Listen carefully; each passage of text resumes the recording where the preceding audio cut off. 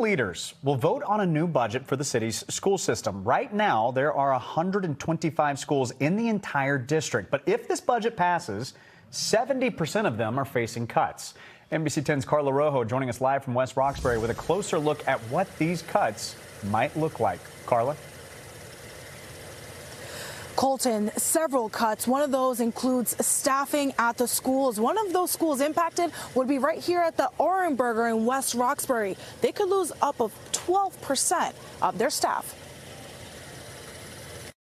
That would be very, very bad, seriously, because they spend time learning a lot of stuff, so it's very important for the kid. I hope they keep that in the system. Possible budget cuts are coming to Boston Public Schools, and parents aren't happy about this. And these cuts are going to be really terrible for the morale of the students, the morale of the teachers. But what does this proposal exactly mean for the district? Well, this is a $1.5 billion budget for fiscal year 2025, which includes $81 million that Mayor Michelle Wu promised from the city. A loss of millions of dollars in ESSER funds, which are post-pandemic federal stimulus dollars, and 70% of schools in the district would lose staffing, including cuts to music and the arts. We knew that this was going to end, so it was a little scary to be hiring permanent positions that students and staff and parents got used to, and they were happy to have it, but it wasn't something we could sustain long term. There are several reasons for these cuts, including declining enrollment. BPS has lost about 8,000 students over the past decade.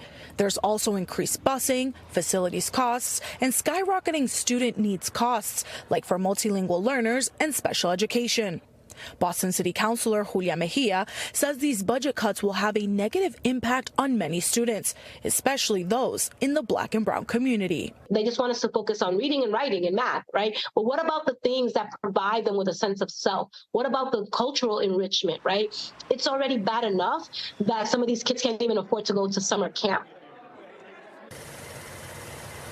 Yeah, so that school committee meeting is actually taking place right now. It started at 5 p.m. It is taking place virtually, and that's where it's expected. They will take a vote on this proposed budget. We, of course, will keep you updated here on NBC 10 Boston on what happens next. Reporting live in West Roxbury, Carla Rojo, NBC 10 Boston.